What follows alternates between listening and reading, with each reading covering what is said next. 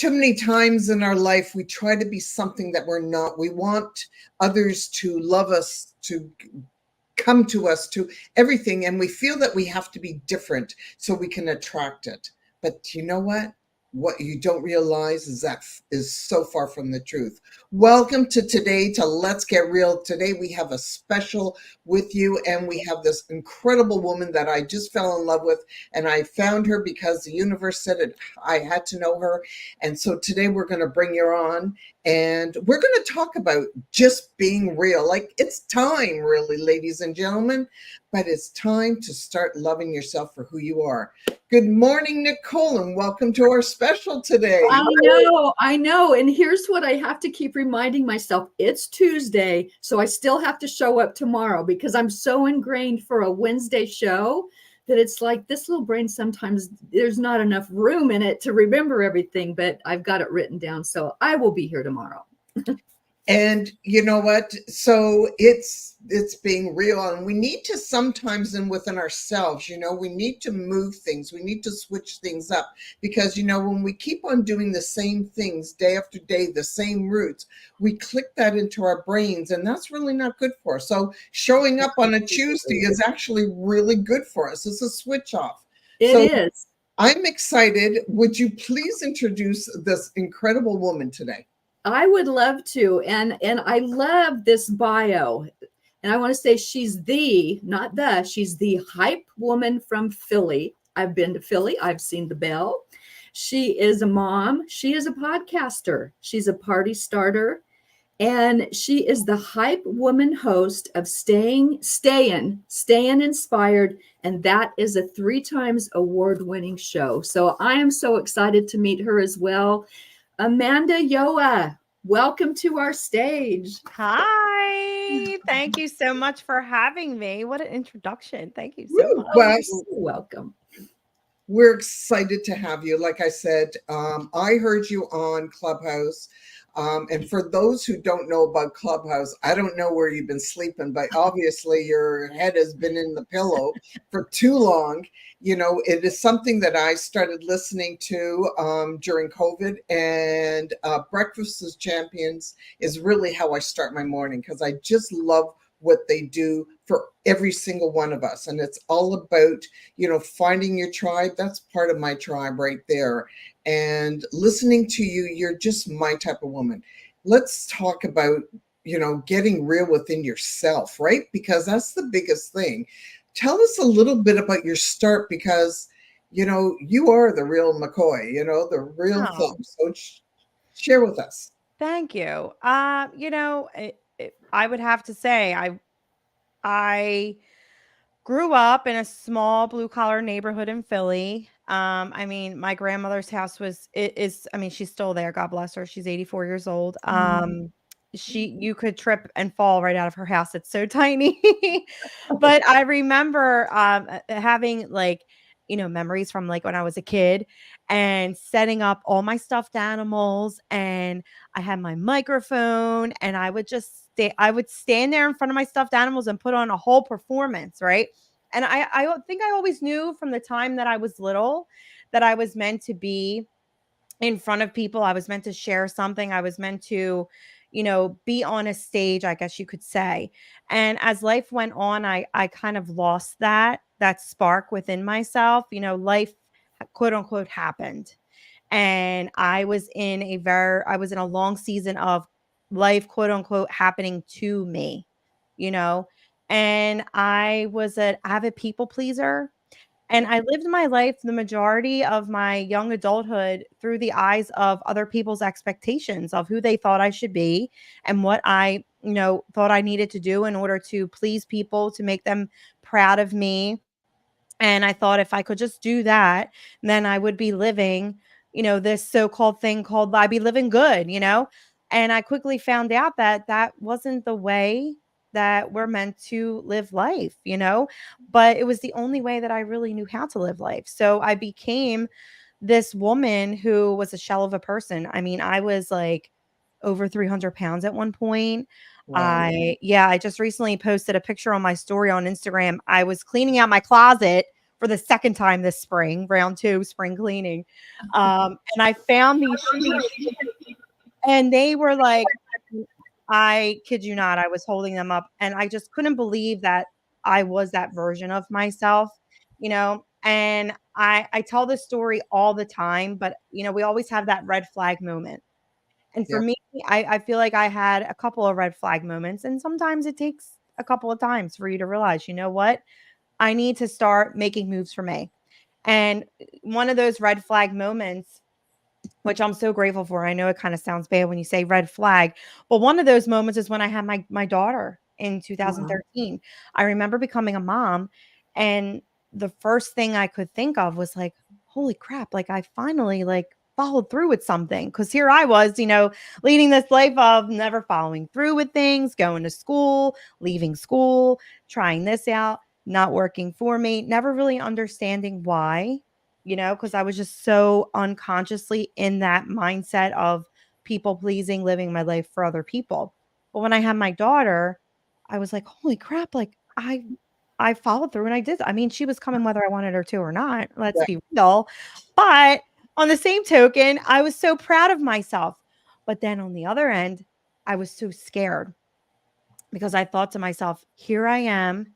I have this 8 pound, 9 ounce, 22 inch chunky little beautiful human that I just created.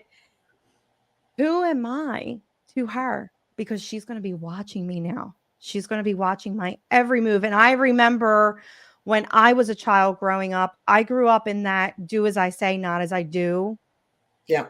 But I feel, for anybody who has ever grown up in that, with that saying, it's really not what that person says that you take and you apply to your life. It's who that person is, the things that they do, right? So leading by example is what really hit home for me. And I thought to myself, Amanda, you got to do something with your life, because this little one's going to be watching you, and you need to lead by example, because you could tell her until you're blue in the face to do this, do that, live this, live that.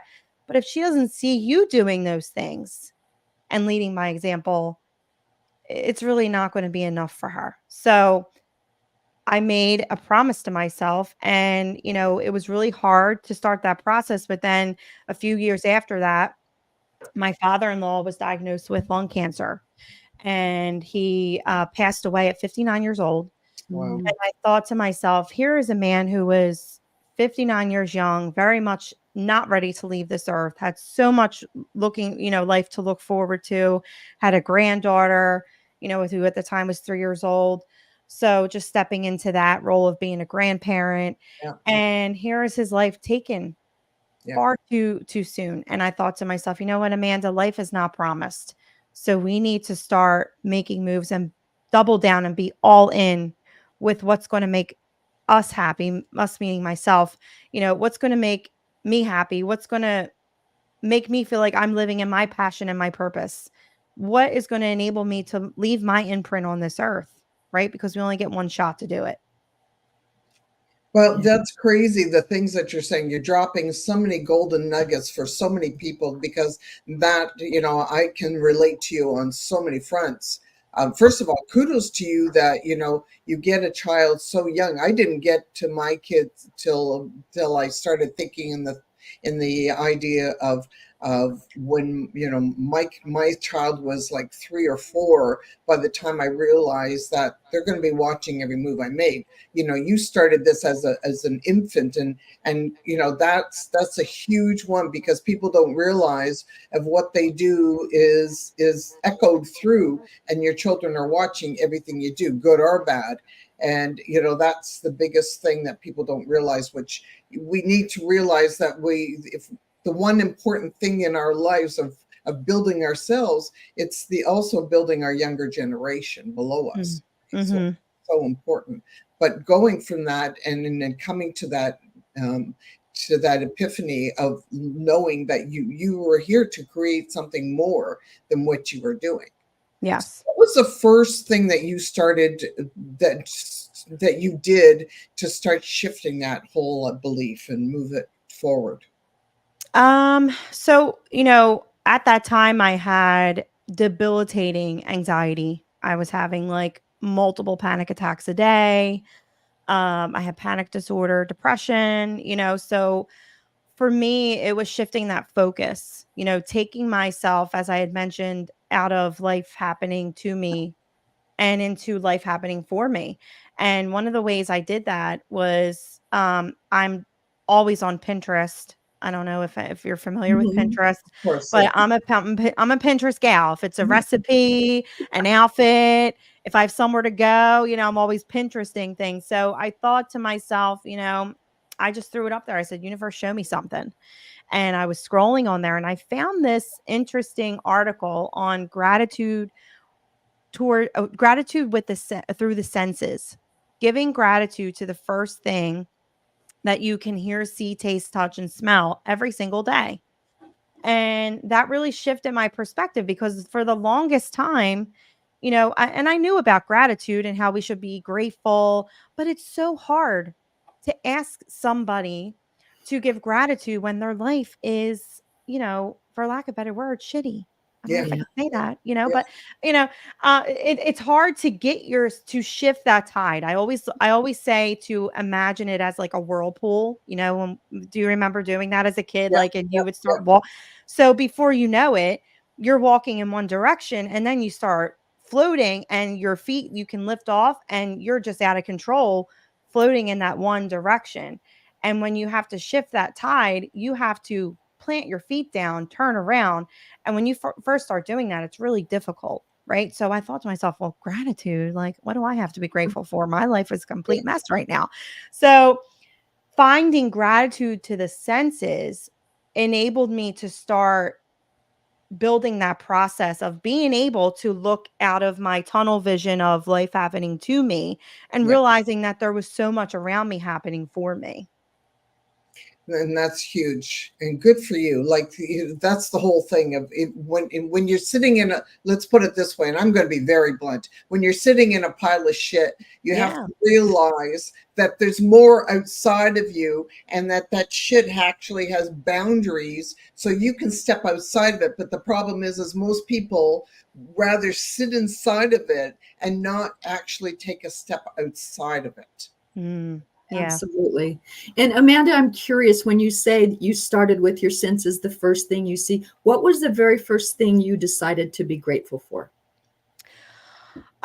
So when I first started, I mean, I always was grateful for my children, but I feel like those things become so autopilot that you really don't like encapsulate what it really means to be grateful for your children. So I would start to get like very specific. So if my child woke me up, if I woke up to my child, waking up in the morning, her screaming, crying, I would say, I'm so grateful that I have a child that can scream for their mama, or rather, if it was, the coffee being brewed downstairs. If my husband got up before me and was making coffee, I would smell like the coffee being brewed. I had this at one time, this really fluffy comforter on my bed. So I would just like rub my hands on it and be like, oh, this feels so nice. I'm so grateful to be able to have such a comfortable bed to sleep in every night. So just getting very specific on things that we would normally glaze over because we're so, like I said, fixated on what we're lacking, what we're not, what we think we're not, what we don't have. And when I was, able to start giving gratitude to the things around me, then I was able to say, you know what? I bet you there's a lot within me that I'm not looking at too. And Wow. then I started, was able to start digging a little deeper within me and giving gratitude for everything that was inside of me that I was again glazing over. I love that because so many people think it has to be something huge. And you mentioned a comforter, a screaming baby, which people would be like, oh my gosh, can't my child be quiet? But it's like, she's got healthy lungs. Let's be Yes. grateful for that, So Mhm. I love that you're saying it can be very small things such as coffee brewing in the morning. Yes. Yep. Love It that. Yeah. shifts the tide. It shifts the tide. And when we can get that simple, you start building and those become your stepping stones for those, like I said, going within and digging a little deeper at the beauty that is you. Beautiful. And that's the whole thing, right? Because so many people, you talk about the beauty that's you, we have to realize that that beauty is not just your external beauty, right? And when most people are looking at the mirrors thinking that there's nothing there, there's nothing to be celebrating there, and we do it, we all do it, we all look in the mirror and go, well, if I was only 5 or 10 pounds lighter, oh, if I only, had fixed these wrinkles. Oh, we all look at that, but Yeah. how about let's look at it in another different way, right? Of Yeah. shifting, of feeling that the fact that we can see, we can breathe, all these things that we just take for granted. Yeah. Yeah. See, Glenda, I look for no new wrinkles. I'm just like, I'm good with the ones I have, but I don't want to add any. So it's like I check every, I'm like, okay, I'm good. I'm grateful. Well, I think I've changed because I think that as life has happened, I have gone through so many things in my life. And just, if you're not aware, I just celebrated my 65th birthday. And I am so grateful because my dad didn't make it to 65. At 62, I lost him. So I looked, when I started into my 60s, I was like, it was always feeling like, am I going to see those next years? And so when it's like, people are saying, wow, you put it out there, you tell people how old you are, like friggin' right, I'm going to say it. I am so grateful that I am who I am, that I'm as strong as I am. And when we can start celebrating ourselves, things change. And just the fact, like you're saying, having that, being healthy, let the wrinkles come. I'm not going to fill them in, I'm not going to do anything, I'm just who I am. And being grateful for that changes your whole mindset. Yeah. And I think gratitude can change your looks as well. Mm, Because instead of the frown, or instead yeah. of the, that squinting your eyes because you're irritated, you have a whole new perspective, which resonates with every part of your body, including your facial features. Because I know with me, I look back 10 years ago and I don't even recognize that person. Yeah. Yeah. Yeah. Gratitude steps in and changes you. I totally agree with that. If I could add something from my personal experience, I only saw change in my life when I was able to get present with who I was in the now and love and accept and give gratitude to that version of myself. Because, as I mentioned, I was over 300 pounds and I always tried to make moves to change that version of me from an energy of hating who I was, hating how I looked, disliking, just such a low energy, and I never saw success. I never saw movement. I was stuck in the same old version of myself. But when I, knowing that I needed to make healthier changes for myself, but still love and accept that version of myself in the now, that's when I started seeing myself making changes, making healthier lifestyle changes, giving myself the tools that I needed after years of yo-yo dieting and pretty much killing my metabolism, giving myself the tools to help me along that process of weight loss. It all came from an energy of loving who I was and accepting who I was in the now and giving gratitude for how far she brought me, but also saying, okay, now we're going to take this and we're going to make healthier choices because we want to be here for the long haul to see our children grow up. We want to be able to run with them on the beach and spend time and do things with them that we really can't do right now, Amanda. So let's make those changes, but let's make them from an energy of love and acceptance. Wow. Beautiful. That's huge. That changes you as a person, like 150%. Yeah.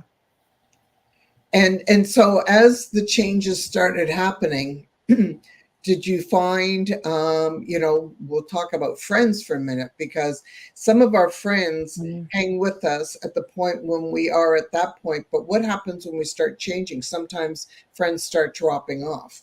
Mm-hmm. Did you find that at all? Yeah. Yeah. It's, and it can be really discouraging because now, even though you're in a more positive direction, you're making moves to better yourself, taking that step to do that is really scary.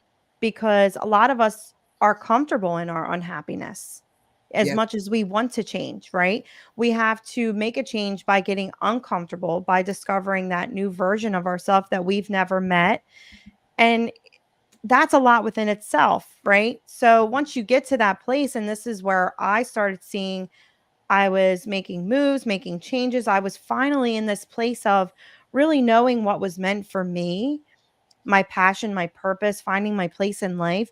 And here I had people that were treating me differently.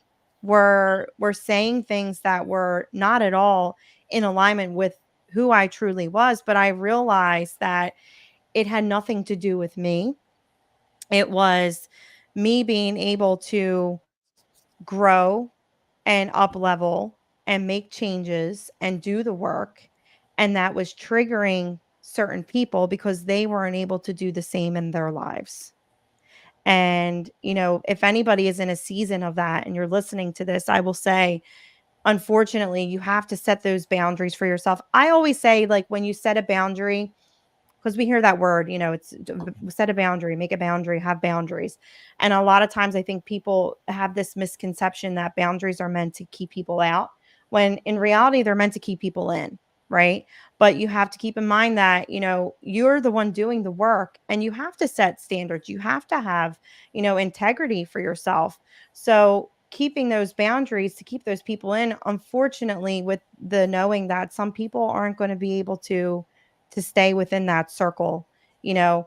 So just wishing them well, loving them from a distance, and but not allowing them to hinder you from, these moves that you're making, because a lot of times you can really second guess you. At one point I thought to myself, Yeah. am I doing the right thing? Because I'm losing friends here. So what's happening?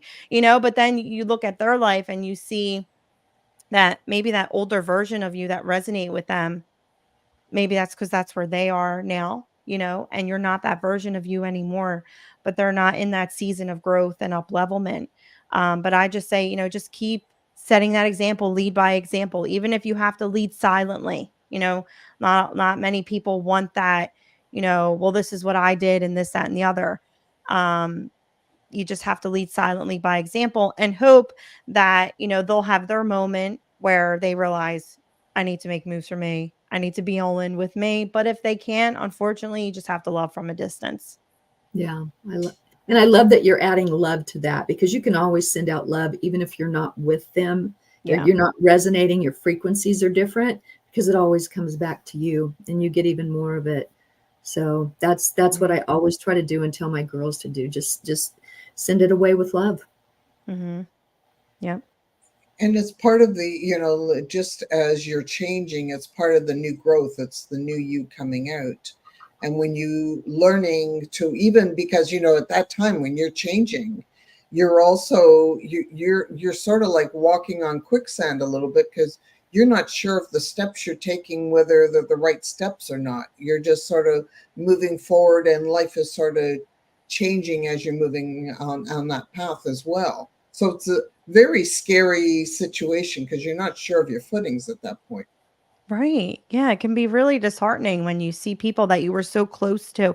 And it's always the people that are the closest to you. And I think that's why it gets you so confused, because it's not just the Joe Schmo or the Sally down the block. It's the people in your life that are the closest to you. Sometimes it's your family. I mean, Yeah.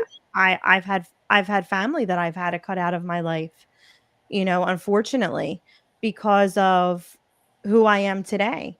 And I'll say this too.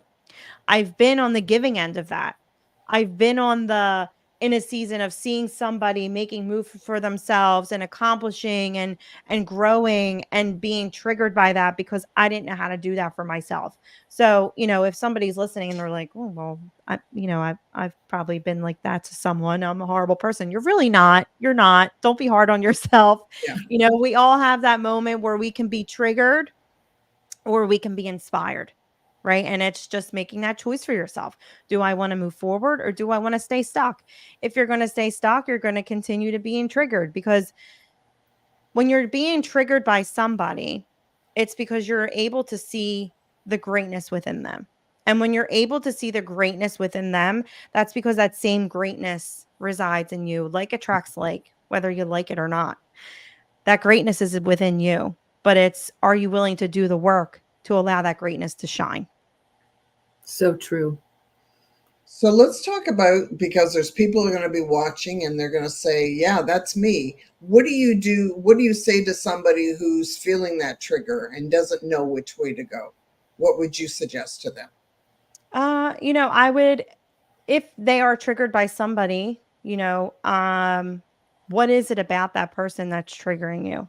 Because I guarantee you, like I said, there's a part of that person, whether they want to admit it or not, there's a part of that person that's triggering them that they want to be, right? And there's always that one space of that person you want to become, that person that you currently are, and the thing in between that's holding you back. So you really have to sit with yourself.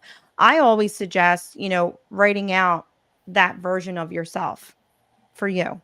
What you want, that future version of yourself. What do you want her to look like? How does she dress? Who does she surround herself with? What is she doing? What are her core values? What does she really take pride in? All the things, get very specific, right? Yeah. And you'll see that those things within themselves will start to trigger you because there's something in between holding you back from being able to attain that. So write that out. And when you start writing that out, you'll see things that start to come up. And then you can start asking yourself questions like, well, why do I feel like I can't align myself with that person in the now? Do I feel worthy that I can become that person? Am I loving myself enough in the way to where I can start making moves and choices that'll align me with that version that I want to be? Because that version that you're writing out, who you label as your future self, can very much be the person that you are in the now. It's just making those choices and really getting deep with yourself and asking yourself those uncomfortable questions and getting real and getting vulnerable and pulling that version out, but in the meantime, you got to get rid of everything that's in the way from becoming that person you want to be. And when we talk about what's getting in your way, we talk about on the levels of whatever it may be, your friends, your family, Mm, or in most cases just you, yeah. right? Most people don't realize that they need to get out of their own way to Yeah. move forward. And Yeah. that's probably one of the biggest, hardest humps that we got to jump over. Yeah. And listen, I feel that no matter what we're doing, there's never going to be a moment where you're like, well, I had that moment in my life where I was worried about, I was in my own way and I got out of my own way and I never have to do that again. You're always going to have to do that. There's always going to be things. And when I caught on to that, it really allowed me to evolve that much quicker, right? Because here I was stepping in and doing things that were outside of my comfort zone, and whether it was in my business or my life, and the same old lessons kept coming up, and I'm thinking to myself, Amanda, we already learned this about ourselves. Like, why are we doing this again? Like, are we forgetting what we?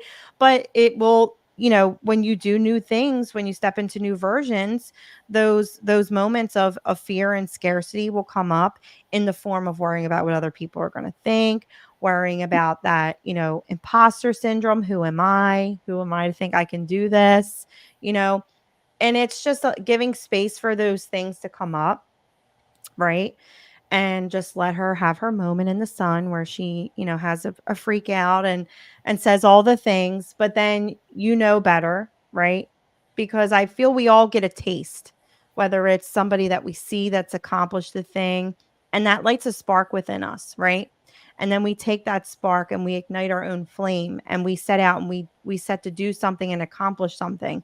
And I always say that feeling that you get when you follow through and you accomplish something, hold on to those feelings because that feeling will always trump the feelings that are holding you back 100% of the time. And then it becomes a snowball effect. So the next time when you do something, or, whether it's you're setting out to improve your life or a new venture, remember how you felt when you followed through and you accomplished despite the feelings that were holding you back, of feeling not, who am I? I'm not good enough. What are people going to think? That feeling of accomplishing and achieving and succeeding will always trump those feelings that are holding you back. Wow, that's huge, and that's the other thing that I love it, because that's what we need to do. We know we don't celebrate our accomplishments enough. We tend to downplay them. Oh, it was nothing. How many times have you heard that? I do it. Yep, yep, right. I'm keeping it real. I'm keeping it real today. I do it. I still do it. I think we all do it. Yeah. It's just part of it. But like when I have somebody who's talking themselves down, the first thing that I will start saying is, you need to just start writing a list. And I did this years ago because that was me, writing a list of accomplishments, no matter how small. And then you go back in the time when you're knocking yourself down and you start looking at that list again, you're going, well, yeah, I forgot about that. Yeah, I forgot. Wow, I did that. And it's like we need to learn to come back and re-celebrate ourselves, because that's how we move forward. Yeah, exactly. And we never know who's watching us, very silently from someplace. And we never know what little thing that we think is insignificant might be said that they're listening to. And that could be a paradigm shift for them. Just something that we said, thinking nothing of it. And, that I had one time a lady, I had written a book, and it was really horribly written as I look back, but she bought it. She read, she goes, did you ever think you'd be inspirational? Like, who? That changed, that one comment from this sweet person changed my whole way of looking at myself and at everybody else. Just something that simple. And you've got what, an 11-year-old watching you now? Yeah. Yeah. And, I really try. I always think of it as this, and because I have to remind myself of this. I think it's when you're an ambitious person, when you're a goal getter, as I like to call people, a lot of times we get so hyper focused on having that one outcome that we glaze over all of the other accomplishments, right? But I felt, and I saw myself doing this, and I was getting like miserable in my passion. I was like losing my joy, and showing up was becoming not fun. And I thought to myself, wait a minute, what am I doing here? And it was because I wasn't, giving myself that space and that moment to really celebrate those stepping stones that create that bigger altogether vision. And when you're not able to do that, it's kind of like you're just constantly moving the goalpost, and you're never going to really achieve what it is that you're searching for. It's kind of like you get stuck in that when and then mindset. Like, when I have this, then I'll be able to give myself this. Then I'll be able to feel accomplished. Then I'll be able to feel proud. But I have to wait until I have this. Right? Yeah, we've all done it, but that's not the whole idea, right? Then you don't really celebrate the journey. Yeah. And it is the journey. It's not the destination. Yeah.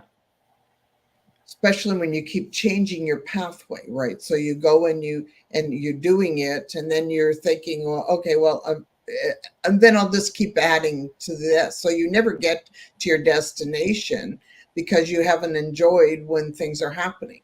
Yeah. Yeah. Being in joy, in the now, and everything that you're doing, enjoying the process. I mean, that's what it's all about. That's what life is about. You don't want to wait until, when is there ever going to be an end? Until the day comes where you're gone. Yeah. Right. That's the end. But, it's enjoying the moment. And I see, the other day I was on an elevator, and there was a woman with a baby, and the baby was really fussy, and she was just beside herself. And I said, this too will pass, trust me. And it only gets better. Like, it just flourishes. And she's looked at me and she said, thank you. I really needed that today. And I said, I had a really crabby baby for the first 9 months. And now she's 33 years old, and she's my best friend. Like, so it trust me, as each day comes, it's just a whole new world. And especially if you look at through the eyes of a child, it's like you get to relive part of your life over again. Yeah. It's Yeah. just such a beautiful thing. And seeing as you're watching your child develop, you also look at yourself because you start developing different too, especially as a parent. Yes.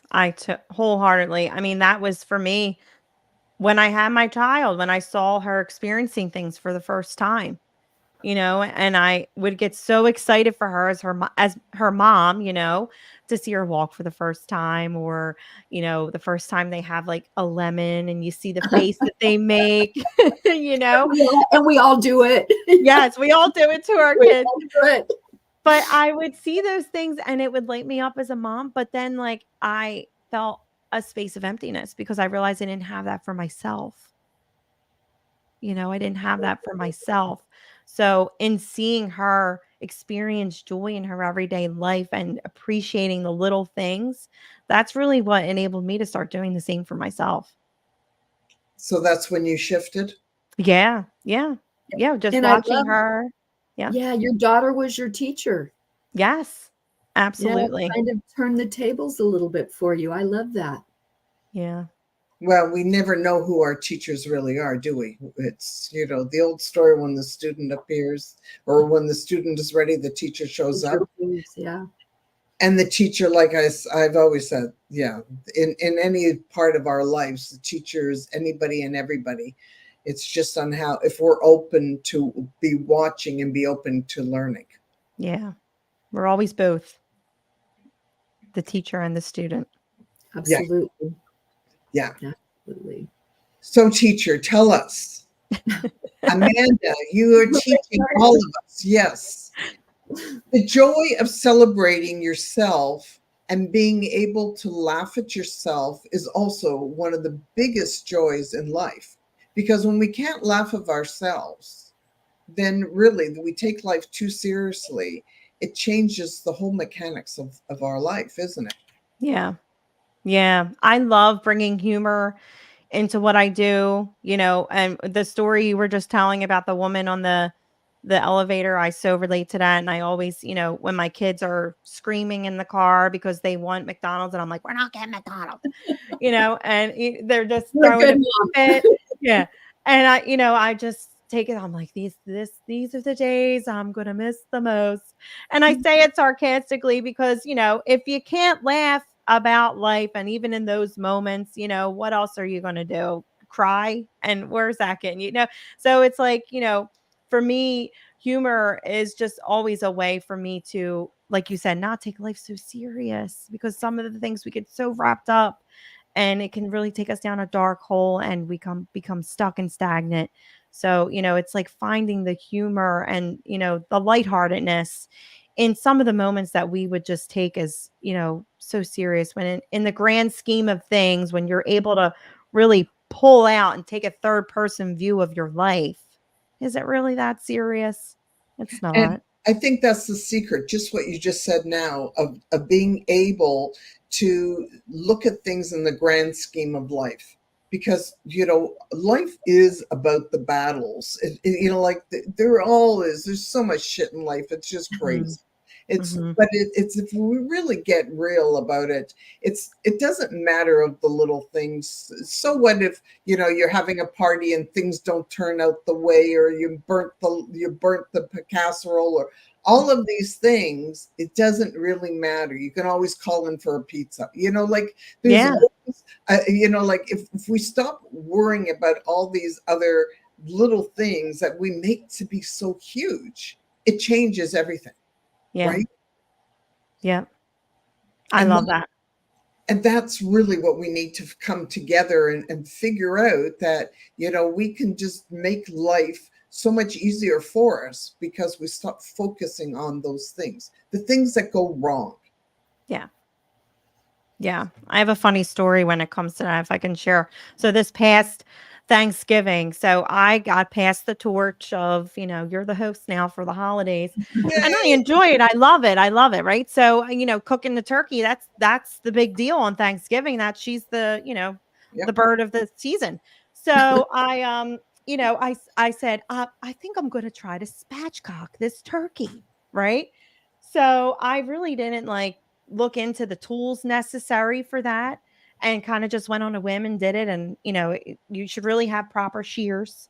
For anybody listening who wants to spatchcock their turkey, it's like you lay it flat and it cooks evenly in less time. So I'm like, this is great. Sign me up. Right. All the examples that I watched had a smaller turkey as the example. Now, my bird was big. She was like 22 pounds, right? So here I am trying to cut this 22-pound turkey. Then you got to flip it over and you got to break her breastbone. So I'm thinking, now I'm home by myself doing this. My husband was working. And I mean, if my neighbors were looking in, they were seeing a clear vision of me giving this turkey what looked like CPR on my island in my kitchen because I'm trying to, and I'm thinking to myself, I probably just ruined this turkey and just ruined Thanksgiving. And then I'm like, you know what? What's the worst that could happen? I'll call my mom and tell her, Mom, looks like we're going to have, what's that one place that sells the chickens that you can order out from? With chalet? There's all different ones, but I'm like, we're going to have to order out the turkey because I destroyed it, but it ended up being something good. But it's, it's like that moment, I could have allowed that moment to make me feel like a failure. And, this never happened to my grandmother when she hosted Thanksgiving or my mom when she hosted Thanksgiving. Why is it happening to me? But it's just, you got to find the humor and the lighter hearted moments in that, or you can really take yourself down and a road that you really don't need to go. But we worked it out. She cooked evenly and we were good to go. And now you'll always have the story of you body slamming and right. I did. Finally, I just thought I had to like cross my arms and throw my whole body, and then it cracked. It was like, that was gold. It's too bad nobody was around to take pictures, right? Nothing. When all was said and done, I'm like, that could have won an award of some sort. Yeah. Funniest home videos right there. Yes. But don't take life so serious. I mean, at the end of the day, you order takeout. Exactly. Yep. But that's how it's the living and learning and accepting. We just, part of it is the accepting. And I love that. Yeah. So what is the one thing that you treasure about yourself the most? I treasure, let me see, treasure so much. Where do I begin? I love it. It took me a really long time. And I say that, jokingly, but I do mean that wholeheartedly because it took me a long time to really treasure everything that there is about me. And being able to be myself. I remember I was in a clubhouse room with Glenn Morshower. He's an actor. He's in many movies, shows, TV shows. And he pops in from time to time in Breakfast with Champions and other rooms that I'm in. And I remember mustering up the courage. Now, this was like years ago. I was afraid to even like take the stage on a clubhouse. But I thought, I need to ask this man a question. Something just struck me with that little ounce of courage to raise my hand, come up on stage and ask this famous actor a question about myself. But it was a moment where I felt that the uniqueness that was me, I felt was something that was going to hinder me from being able to shine, which was the way that I speak. I thought to myself, who's going to take me serious? I have this like thick Philly accent. I probably sound obnoxious to some people. Like, who is going to think of me as an inspirational speaker or take what I'm saying as words of wisdom? And I remember asking him that question. And, I think it was really the powers that be giving me the strength to come up there and getting the permission that I wasn't able to give myself in that moment to really be myself, because he said something to me that opened so many doors to just step in and being my unique self. And he said, that's your superpower. That is who you are. Yes. Why are you afraid to show up as that version of yourself? That's what's going to make you stand out within the masses of people that are, doing what they need to do to fit in. And I thought to myself, you know what? He's right. Yeah. Let me start showing up, because before that I was on social media and I was in my, what I call my hat phase, and I had this hat, and I thought if I wear this hat and I sound like this and I use this font, that I will be that successful influencer or coach or whatever it is that I was trying to achieve. And showing up became really hard because I was missing that intricate piece, which was myself and the uniqueness that is me. So, Mr. Morshower, if you're listening, I'll never thank you enough. I always tell that story, but he gave me that permission to be me in that moment where I couldn't give it to myself. And now I always give it to myself. I always say to myself, how can I do this, but do it how I would do it, with my craziness and my funniness and my quirkiness and my words of wisdom, because that's what really hits home. And now, I put all of me in everything that I do, because I know that's what people resonate with. They want realness, they want relatability, you know, they want that uniqueness that is who we are as individuals, as humans. So I'll never stop shining as who I am, because I know that that's what makes me show up with joy and feel like I'm in my passion and my purpose. And it show up with ease, because I can't be anything else but other than what I am. So take me or leave me, and it's knowing you're not for everybody, Exactly. you Right. know? And being okay with that. Why Right. would you want to be for everybody? Yeah. When you're for everybody, you lose who it is that you are. You Yeah. become a watered down version Yeah. of who you are. Yeah. Yeah. Then you find your people in your tribe, and it's really fun. Yes, absolutely. It's really, and I think that's a huge thing that we want, for anybody's listening. First of all, don't forget to give us some love and some kindness along while you're watching this, but make sure that you realize that when we are who we are is when we create the magnificence. It's until we do that, and it took me years to learn that as a lesson for myself, because when you go through life where you're feeling that you're not good enough, you miss out in life. You miss out on so many things because you're just too busy trying to hide your uniqueness. Just like you were saying, that's what we need to all realize. It's that creates the beauty within ourselves. Yeah.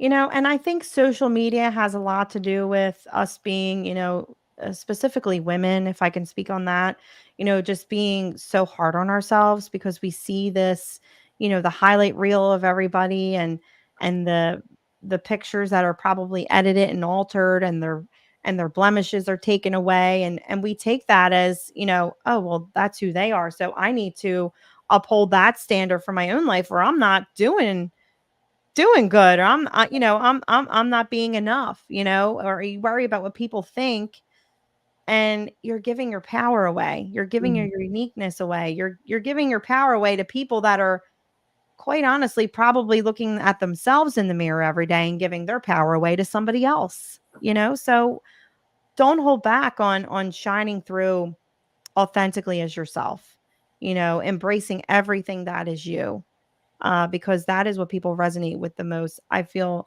this generation right now, with social media, ruling the world. People are thirsty for realness, and we have to give it to them. But Agreed. realness as well as being, like kindness too. Like Yes. we're just so hard. That hardness is for to me, I find the hardness disgusting. Like there's nothing to give a little bit of kindness, of compassion, understanding. That's really, I grew up in a world where there was a lot of hardness, a lot of meanness.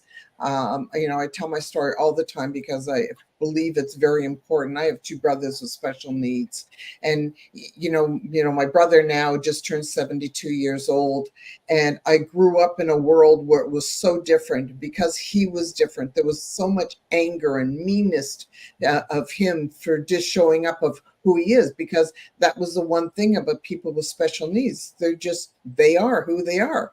And, that innocence is what's so beautiful. And when people have that, thing of being angry or mean at people because they're different. It just really shows of really tells of who you are, Mm-hmm. who they are.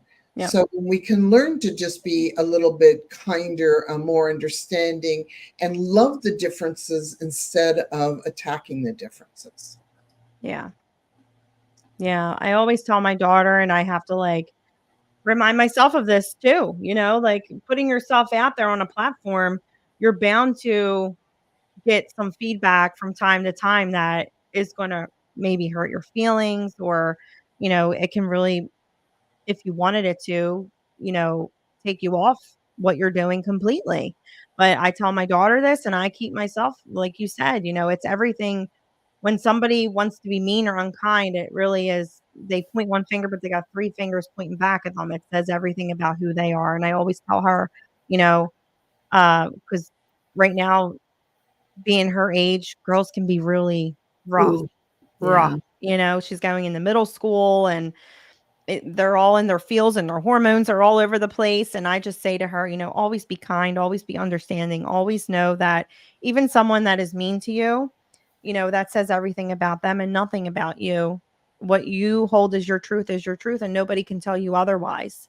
And if somebody's going to point out something that's negative, or try to put something on you that's negative about yourself, they're just telling you everything that you need to know about them. And Wow. and she takes that, and we all have our moments where we have to be reminded of that. Some things cut a little deeper than others, but just holding on to that, and not letting people take your power, I think is the biggest takeaway that we can attain from that. I love that. And it's just so important as we move forward in our lives of learning what is the importance of things and really what does matter. So as we start to get to the end of our hour, and it always goes by just too fast, tell me, what is the thing in your life that matters the most? Hmm.